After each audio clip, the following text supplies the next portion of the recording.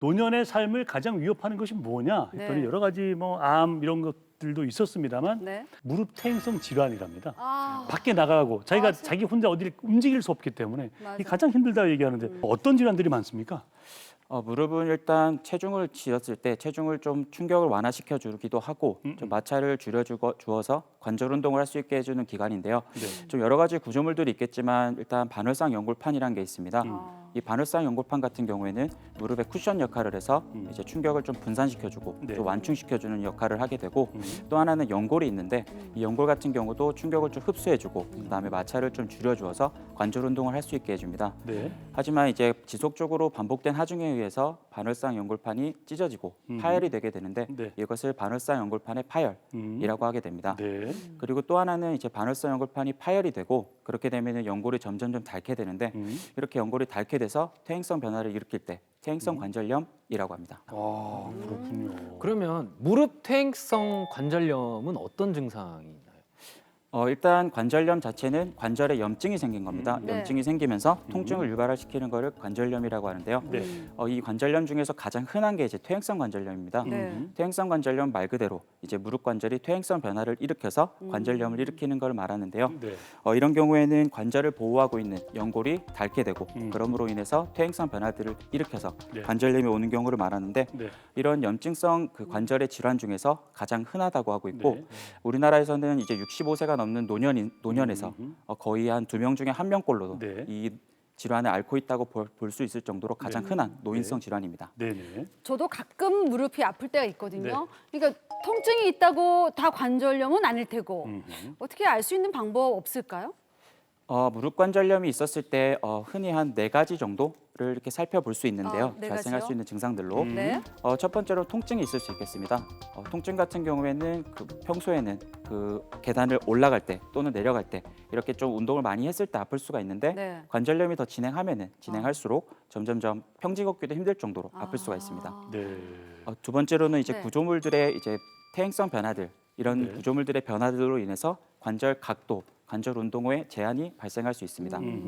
세 번째로는 관절 자체가 좀 부을 수 있는데요. 아, 네. 부어요? 관절 자체가 부으면서 그 주위에 압통을 일으킬 수 있는 것들도 있을 수 있습니다. 이게 또 점점점 진행하게 되면은 관절 자체에 이제 연발음이라고 마찰음 같은 게 생길 수도 있고 네. 이게 점점점 많이 진행된 퇴행성 관절염에서는 다리의 정렬 상태가 바뀌어서 오다리 같은 그런 정렬 상태 이상도 발견할 수 있습니다. 자, 이렇게 이제 말씀을 드리면 혹시 나도 퇴행성 관절염이 온 건 아닌가? 혹은 진행 중인 건 아닌가 걱정하시는 분들이 계실 것 같아가지고 네, 그래서 저희가 맞아요. 준비를 해봤습니다. 무릎 관절염 오해와 진실 총 3가지를 드릴 텐데 네. 우리 의사 선생님들은 뭐 다 아시는 내용이니까 이거를 우리 시청자 여러분들하고 우리 임찬 씨하고 수림 씨가 한번 OX 한번 맞춰보세요. 그렇죠, 자, 뭐. 첫 번째 네. 무릎에서 뚝뚝 소리가 나면 관절염의 신호다. OX 하나 둘 셋. 옵니다. X. 지금 임찬 씨는 O고 수림 씨는 X다. 자, 정답은? 바꿀게요. O. 저 O입니다. 자, 집중해서 들었거든요. 자, 정답은? 일단은 두 분 다 틀리셨습니다. 아, X라고 했잖아요. 제가. X예요? X. 왜요? 정답은 X인데요. 이게 아까 전에 얘기 드렸던 연발음 같은 경우에는 이제 그 관절이 움직였을 때 생기는 마찰음이라는 거고 이 뚝뚝 소리 나는 거는 조금 다릅니다.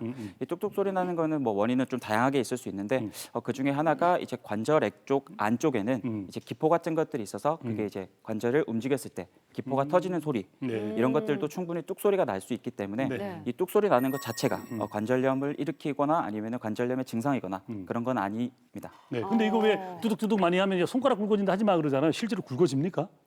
실제로도 만약에 계속 하다 보면은 네. 이게 관절을 너무 과도하게 네. 구부리거나 펴거나 꺾게 되면은 네. 이제 인대나 아니면은 관절 자체가 좀 부을 수 있습니다. 아. 네, 그렇게 되면은 당연히 손가락이 좀 굵어질 수 있기 때문에 네. 가급적이면 너무 많이 안 하시는 게 좋겠습니다. 그때 왜 강성식 원장님이 골극 같은 게 생긴다고 하시기도 했다 그죠? 네네네네. 많이 쓰게 되면. 자, 두 번째 갑니다. 관절염 환자는 무릎을 안 쓸수록 좋다. 그렇지, 뭐 이게 아프니까. 자, 맞으면 O 틀리면 X 갑니다. 하나, 둘, 셋. O. 두 분 다 O. O. 네. 근데 이건 또 약간 그러니까 많이 써야 움직이면 되지 더 않을까 연골이 싶기도. 달아버려서 헷갈린다 이거 진짜. 더 달아서 쓰지 말래요. 말라. 그래서 수영 같은 건 괜찮은데 그렇지. 하지 말래요. 자, 정답이 뭘까요? 궁금합니다. 정답은? 여러분 안타깝게도 이번에도 두 분 다 틀리셨습니다. 아, 왜 X예요? 그래? 네. 오, 왜요? 왜 이래? 왜? 제가 지금까지 앞에서 설명드렸던 것 때문에 조금 착각하기 쉬우실 수 있는데요. 무릎을 만약에 많이 쓴다면은 당연히 퇴행성 관절염이 잘 올 수 있습니다. 그렇긴 한데 이제 뭐 근육을 만약에 너무 안 쓰게 되면은 그러니까 안 걷거나 네. 너무 관절을 안 쓰게 되면은 근육에 이제 퇴행성 변화들 그렇죠. 그런 것들이 올 수 있기 때문에 네. 그래 되면은 결국에는 네. 이제 근육 관절을 잡아주는 근육이 약해지면서 네. 관절이 더 빠르게 네. 손상을 입힐 수 있습니다. 어. 네. 그렇기 때문에 좀 가볍게 걷거나 그런 유산소 운동 같은 것들을 해주고 네. 허벅지 강화 운동 같은 걸 아. 해주신다면 네. 조금 더 관절을 보호할 수 있는 좋은 방법이 되겠습니다. 관절염이 있다고 해서 관절을 보호하는 건 좋지만 너무 운동을 안 하는 것도 안 안 하면 안 된다. 된다? 좀 충분히 근력 운동을 좀 해줘야 된다는 말씀이죠. 네. 우리 세 개인데 하나는 맞춥시다. 네, 맞춥시다. 네. 관절염약 오래 먹으면 내성이 생긴다. 앞에 둘 다 X였으니까 뒤에 맞으면 O야. 오. 정답은 모든 약은 다 내성이 생긴다. O입니다. O! 자, 정답은? 정답은?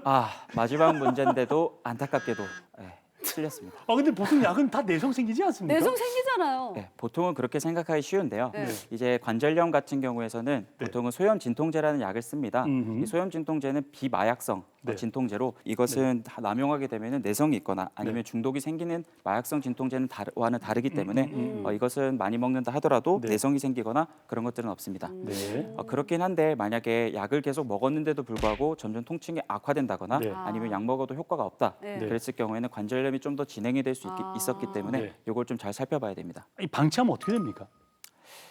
사실은 뭐 관절염이 안 오면 당연히 제일 좋겠지만 뭐 많이 쓰다 보면 자연스럽게 퇴행성 관절염이 올 수밖에 없습니다. 네. 근데 만약에 초기에 퇴행성 관절염 초기에 뭐 병원을 방문해서 진료를 받았다면은 네. 뭐 생활 습관의 변경이나 아니면 약물 치료 같이 가벼운 치료부터 해서 네. 조금 안 좋다고 하면은 뭐 연골에 대한 뭐 관절 내시경이라든지 음흠. 절골술 같이 그런 것들을 시행해 볼 수 있는데 네. 만약에 너무 늦어서 말기에 병원에 오시게 되면은 인공관절밖에 없기 때문에 네. 가급적이면 좀 두려워하지 말고 병원을 방문하시는 게 좋겠습니다. 네.